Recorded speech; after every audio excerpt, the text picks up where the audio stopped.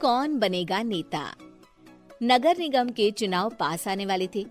पूरे कानपुर शहर में टिकट को लेकर मारामारी शुरू थी, लेकिन सबसे ज्यादा चर्चा में वार्ड नंबर 40 की सीट थी। वो इसलिए क्योंकि इस बार वहां की सीट महिला के लिए आरक्षित थी।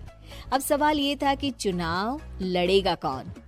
इससे पहले ठाकुर साहब वहां से पार्षद थे और इस बार उन्होंने अपनी पत्नी सीमा ठाकुर को टिकट दिलवाई और ठाकुर साहब की शान के कारण सीमा जी ने 20,000 वोटों से चुनाव जीत लिया। अरे बधाई हो सीमा भाभी, अब तो आप वार्ड की पार्षद बन गई हैं। अब तो हमारे काम आप ही करवाएंगी। अरे ये तो सिर्फ नाम की पार्षद बनी है, वो तो महिला सीट आ गई, वरना पार्षद तो मुझे ही बनना था। अब भले ही चेहरा इसका होगा, लेकिन पावर तो मेरी ही होगी। अरे वाह भाई साहब, क्या दिमाग लगाया है आपने भी। आइए आप लोग, खाना लगा दिया है सबके लिए। सीमा जी पार्षद बन चुकी थी, फिर भी उनकी एक ना चलती। सारे काम ठाकुर साहब खुद ही संभाल लेते और जहाँ जरूरत पड़ती वहाँ सीमा जी का अंगूठा लगवा लेते। सीमा जी ज्यादा पढ़ी लिखी भी नहीं थी।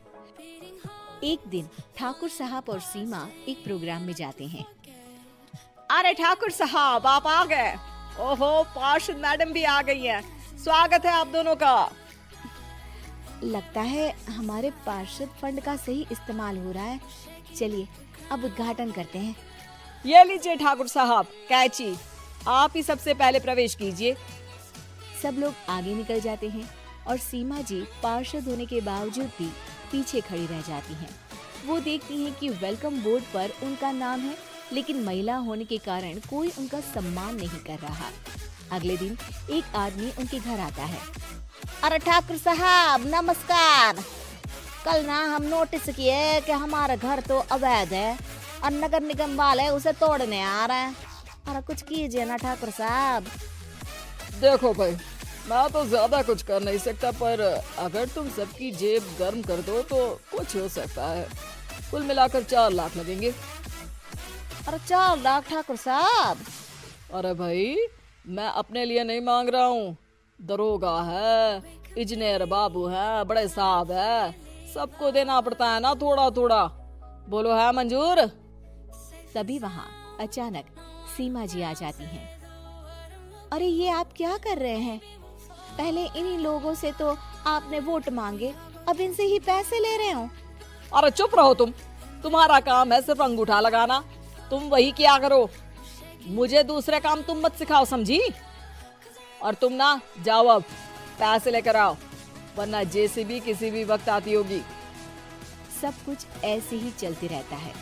एक दिन सीमा जी और ठाकुर साहब को एक लोकल मीटिंग में बुलाया जाता है। वहाँ पर कई और अधिकारी लोग भी मौजूद रहते हैं। अब मैं चाहूंगा कि ठाकुर साहब हमारे बीच 2 शब्द कहें।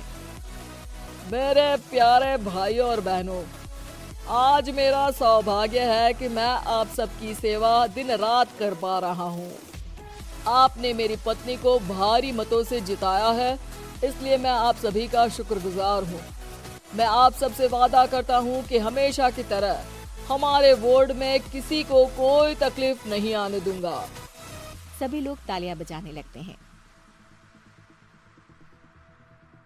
अब मैं माननीय पार्षद मैडम को स्टेज पे बुलाना चाहूंगा। अपने नाम को बुलाया सुनकर सीमा जी एकदम चौंक जाती है। उन्हें बिल्कुल उम्मीद नहीं थी कि इतनी बड़ी जगह उन्हें मंच पर बुलाया जाएगा। जैसे तैसे वो मंच पर चढ़ती हैं। ऊपर जाते ही सीमा जी को सारी पुरानी बातें याद आ जाती हैं कि किस तरह उनके पति उन्हें कभी भी आगे बढ़ने नहीं देते और उनके नाम से गलत काम करते हैं। वो बोलने लगती हैं, मैं आपके वार्ड की पार्षद सीमा हूँ। आप में से बहुत कम लोग ही मुझे जानते होंगे, क्योंकि इससे पहले मुझे कभी ऐसा मौका ही नहीं मिला।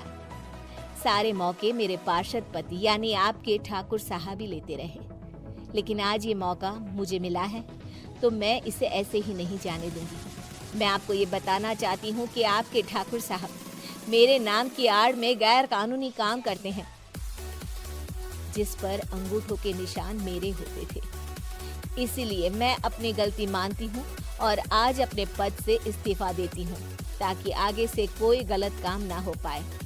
अब फैसला आप सबके हाथ में है कि आप हमें क्या सजा देना चाहते हैं। सीमा जी की बातें सुनकर ठाकुर साहब के चेहरे का रंग उड़ जाता है और वो शर्म से मुंह नीचा करके वहां से चले जाते हैं और पद से इस्तीफा देकर ही सही सीमा जी अपने आप में आत्मविश्वास महसूस करती हैं।